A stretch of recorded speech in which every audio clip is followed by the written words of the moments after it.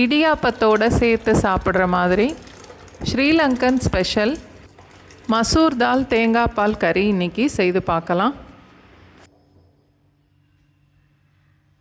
அரை கப் அளவுக்கு மசூர் தால் எடுத்து 2-3 தடவை நல்லா கழுவிட்டு அதை இப்போ குக்கரில் சேர்க்குறேன்.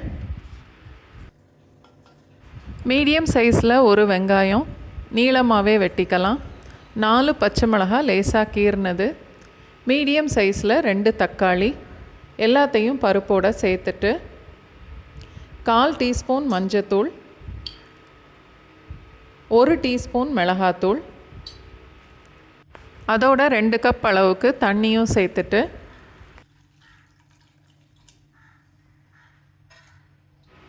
எல்லாத்தையும் நல்லா கலந்துட்டு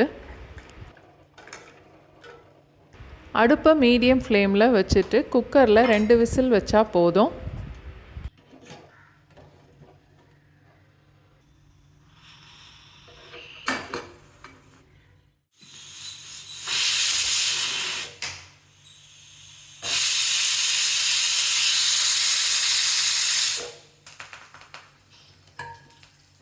ரெண்டு விசில் வச்சாலே போதும். பருப்பு தக்காளி எல்லாமே நல்லா வெந்துடும்.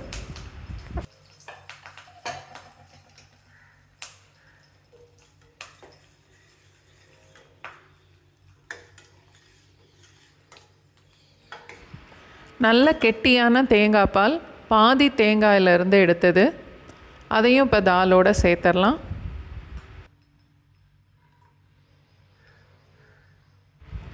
அரை கப் அளவுக்கு தண்ணியும் சேர்த்துட்டு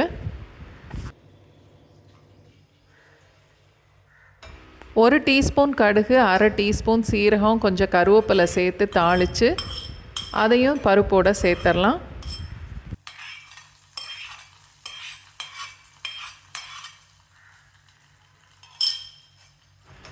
தேவையான அளவுக்கு உப்பும் சேர்த்து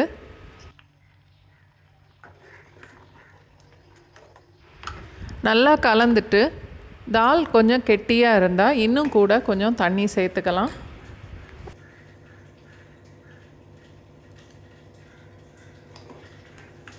தேங்காய் பால் ஊற்றுனதுக்கப்புறம் ரொம்ப கொதிக்க வேண்டாம், 1 நிமிஷம் கொதித்தாலே போதும்.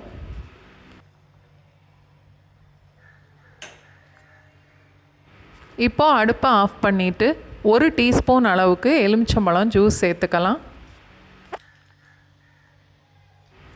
சாதத்தோடையும் இந்த தால் சேர்த்து சாப்பிட்லாம்.